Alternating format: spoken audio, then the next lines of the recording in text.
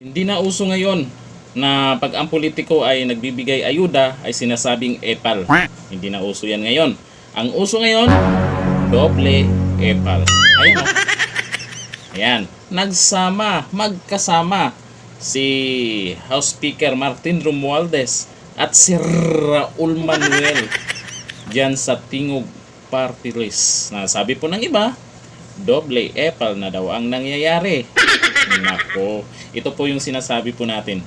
Pag kayo'y kumampi or nakipagsabuatan sa mga kaliwang grupo, hindi po kayo makakalusot or manalo man kung sakaling tatakbo bilang senador, bilang presidente daw.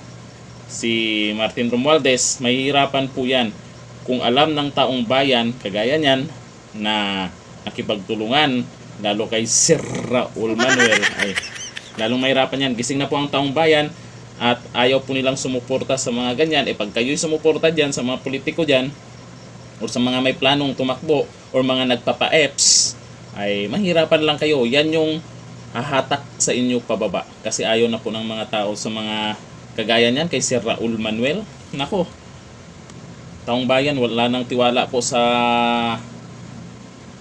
pamamaraan nila o kagaya niyan ay nagpapa-EPS. Ano ba? Anong plano ba nito ni Sir Raul Manuel? Tatakbo din ba to sa susunod na eleksyon? Malapit na yun, next year na yun, yung senador. Naku, next year na yan. Kaya doble epal. Kayo anong masasabi niyo po dito? Pero sa mga nabibigyan naman ng ayuda, tanggapin nyo kasi pera din naman ng taong bayan yan. Pero yung pagtulong nila ay may ibang interest, ay iba na yon. Kaya hayaan nyo po sila na tumulong ng tumulong. Kung nagpapa-EPS man, edi okay lang, at least nakatulong naman. Pero pagdating sa eleksyon, huwag nyo tingnan kung sino yung tumulong na pera nyo lang naman yung ginamit. Tingnan nyo po yung totoong may malasakit sa bayan. Yun lang po, tingnan nyo. Doble epal. Hanggang dito na. Thank you. Bye-bye.